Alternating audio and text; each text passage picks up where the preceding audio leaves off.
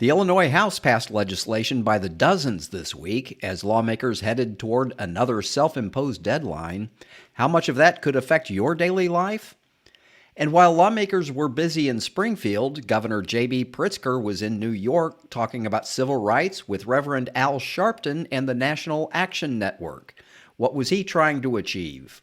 We'll talk about those stories on this edition of Capital Cast.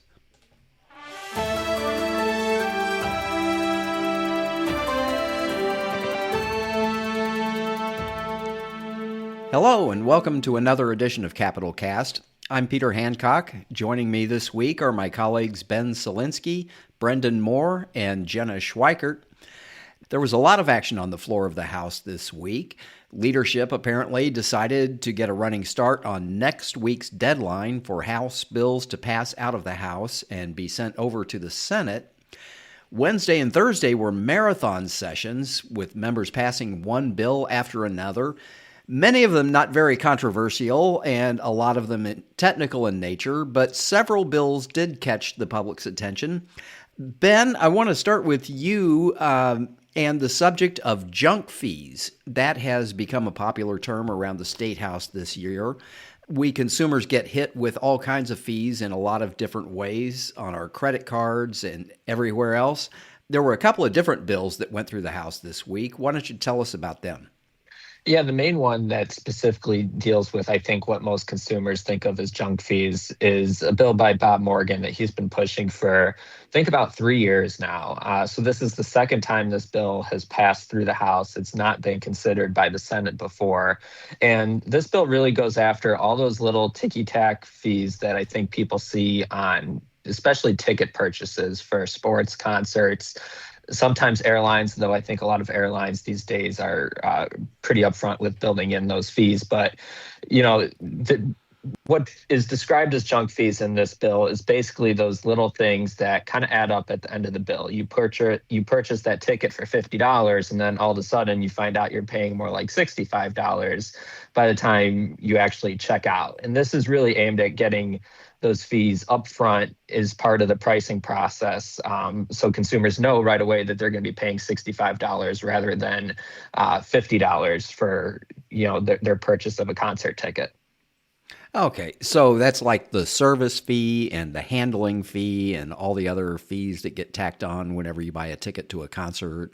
Yeah, stuff like that is, I think, what the goal here is. But, I think some of the opposition that we have still seen from the business industry specifically involves that it can be a little bit unclear sometimes what exactly is that extra junk fee that needs to be regulated by this bill. So we're still not seeing broad support from that community yet, because I still think, despite a lot of amendments to this bill, Representative Morgan said, the biggest change in this year's version of the legislation it's tighter. The language is tighter, more specific, but a lot of business groups, I think, are still concerned that, it's a little bit ambiguous exactly what those kind of fees are that need to be disclosed upfront in the price altogether. Okay, and then there was another bill that went through having to do with fees that are charged on leases when you rent an apartment or rent a house. And anybody who's ever been through that process probably knows that in addition to the rent and the security deposit you put down, there can be a lot of additional fees for renting property. Why don't you tell us about that bill? Yeah, this bill is really designed at cutting out those questions about what other fees am I going to have to pay in order to hold up the obligation of my lease. And, one of the main things that this bill would do is it would require that all those mandatory fees be listed right there on the first page of the lease, so the tenant can't miss any of it. But it also kind of cracks down on what can be offered or what kind of fees can be charged, against a renter. $50 would be the limit for an application or a background fee. You would not be able to be charged fees for modifying your lease, making after-hours maintenance requests, pest abatement or removal, so long as you're not the cause of the pest problem. So it really kind of goes after some of those things that, an apartment landlord might spring on a renter or something that are not necessarily part of the lease or might be buried in the lease. It's kind of goes back to that same goal as Bob Morgan's bill on junk fees overall. It's all about pricing transparency and just knowing what you might be paying right up front. Well, and it seems like both of them also kind of play on the theme of affordability, which I think both political parties have kind of glommed onto this year. It seems to be a real popular talking point, just about the cost of living and how much people pay just for ordinary things. Are these bills getting bipartisan support, or are they breaking along party lines? I think so far they're generally breaking along party lines. It seems like Bob Morgan's bill on junk fees overall has a better chance of getting bipartisan support. But I think one of the things that we saw different this year is that the governor is also backing this junk fees bill by Representative Morgan. He called it out in his State of the State address that lawmakers need to take action on this, and we know that the governor has been talking all about affordability as being the main objective for Democrats this year and going to be the main topic of a lot of bills that pass through this session. So I think it's part of this broader idea of affordability issues that Democrats want to tackle. Republicans want to tackle these issues too, but oftentimes it's the path to getting there that causes problems for Republicans. They don't like bills that could harm businesses or could penalize businesses if it's not clear exactly how they should follow through on it. So yeah, it's certainly part of this larger agenda this spring. Okay. Turning now to Brendan. Last summer and fall, we spent a lot of time talking about the federal government's immigration enforcement actions in the Chicago area and other places in Illinois. There was a lot of talk at that time about passing measures to kind of check the federal government's authority and how to protect the immigrant community. This week, we saw some more legislation about immigrant detention centers or immigration detention centers and trying to limit the federal government's authority to place those centers in certain parts of the state. Why don't you tell us about that legislation? Yeah, this bill would specifically prohibit the federal government from operating new immigration detention centers within 1,500 feet of homes, schools, daycare centers, forest preserves, cemeteries, places of worship. There might be a few other places I missed there, but the general thought, though, is detention centers should not be located in the heart of communities where people live, work, and play. This bill came from House Speaker Emanuel Chris Welch, whose district includes Broadview, which was just inundated with protesters last year amid Operation Midway Blitz because the ICE detention center in that community, or the ICE processing center, basically became a detention center. And you had immigrants that are being held there sometimes for 3 weeks to a month, not necessarily what it was intended for. But the community just kind of became overrun by the whole situation. It was a community 10,000 people, pretty small police force. You had to call in the state police, Cook County sheriff's deputies just to keep order. So this, while it would not apply to Broadview, it's not retroactive. It would prevent citing in future instances, which could be important because, as we know in the One Big Beautiful Bill Act that President Trump signed last year, there is significant funding for the Department of Homeland Security to build new detention centers. So this would kind of spell out, we don't want these going in the heart of communities. And if you think about it, I mean, it's kind of similar to, there's a lot of prisons in the state. And if you go to any of these prisons, you'll notice that, they are usually on the edge of town, away from homes, away from schools, away from parks. So this would basically apply that to these immigration and detention facilities. Now we'll see if, it does pass the Senate and the governor signs it, whether it'll pass legal muster.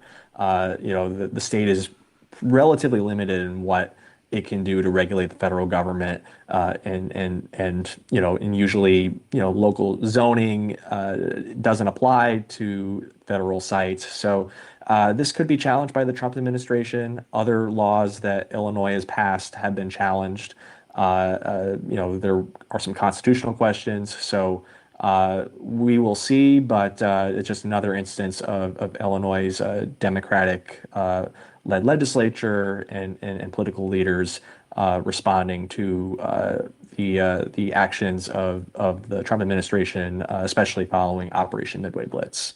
Well, and that was my next question was, is this just a symbolic testing of wills between the Democratic state and the Trump administration?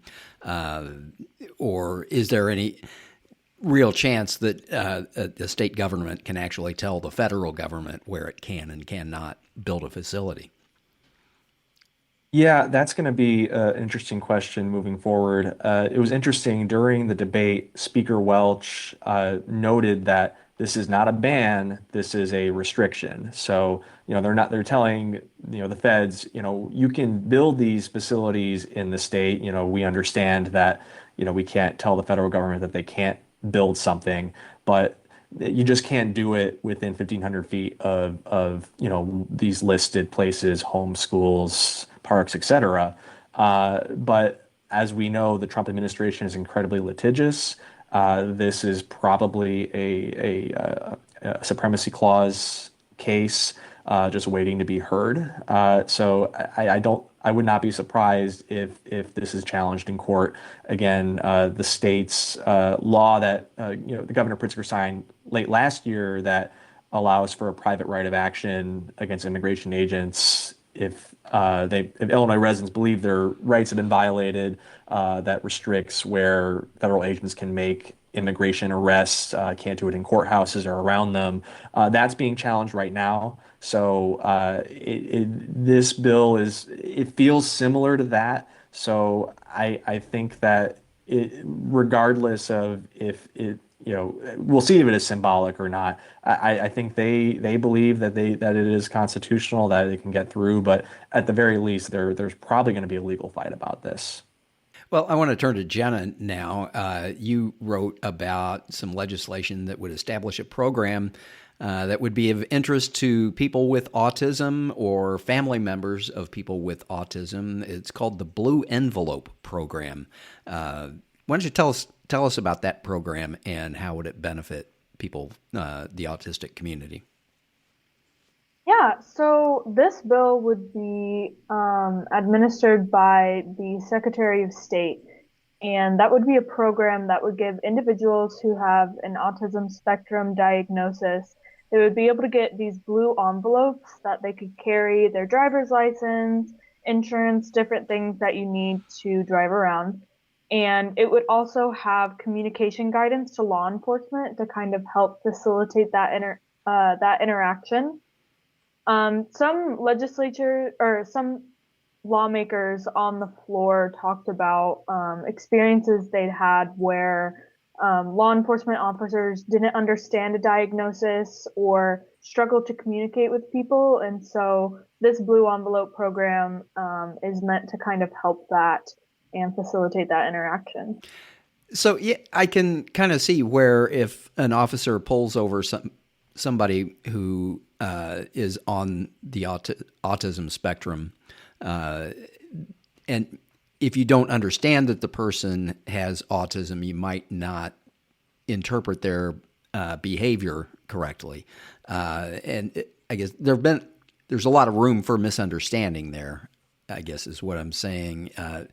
Were there stories about how that's led to some unfortunate situations? Yeah, they didn't reference anything specifically on the floor, but I have heard of cases where there have been kind of some negative interactions between law enforcement and autistic individuals, whether they were just on the street or if they were pulled over. And like you said, it's just about they didn't necessarily interpret how they communicated. Something seemed off. And just because there was that misunderstanding, maybe the situation didn't turn out as peacefully as it could have. Okay. And then you also wrote about another piece of legislation that caught my eye, having to do with grocery coupon fraud. I actually had never really thought about it before, didn't know there was such a thing as grocery coupon fraud, but I suppose there is. What does this legislation do? Yeah, so this bill would require retailers to offer access to their digital promotions to any eligible customer.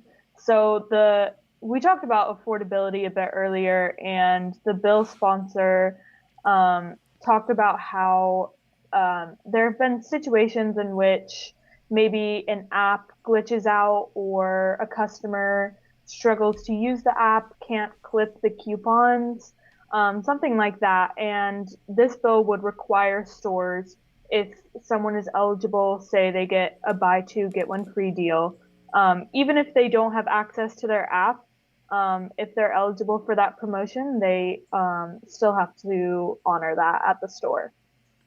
Okay, so this is just a way of making sure that all customers have access to the same coupons that are out there.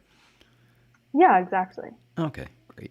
And finally, I want to turn back to Brendan here because while all of this was going on in Springfield, Governor Pritzker was in New York City at a convention of the National Action Network, an organization run by Reverend Al Sharpton, and he was there talking about civil rights. I guess we may not really need to ask exactly what he was doing there because we probably most of us already have a general idea. But go ahead and talk about what was the governor doing in New York City talking with Al Sharpton's organization? Yeah, so Governor Pritzker has insisted that he's focused on his 2026 campaign for reelection, and he said it repeatedly to us.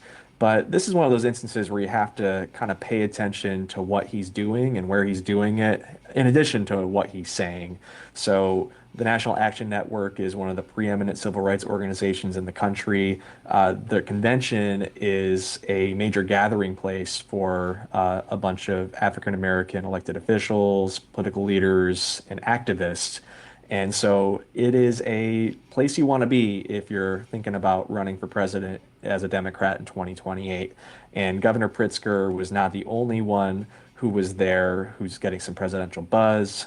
Some of the other candidates, potential candidates that were there included Vice President Kamala Harris, former Vice President, then former Transportation Secretary Pete Buttigieg, Pennsylvania Governor Josh Shapiro, a few others. So it was a kind of interesting company he was keeping there. But basically, he talked about his record in Illinois, standing up, and then Illinois standing as a bulwark against the Trump administration, focusing a lot on voting rights.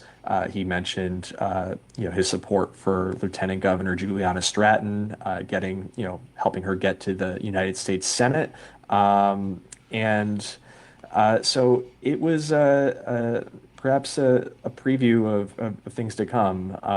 He's traveled a lot for political purposes over the years, supporting other candidates and causes. So that's not really new, but in this case, it seemed like he was there for probably not for his 2026 campaign for reelection, but perhaps something beyond that.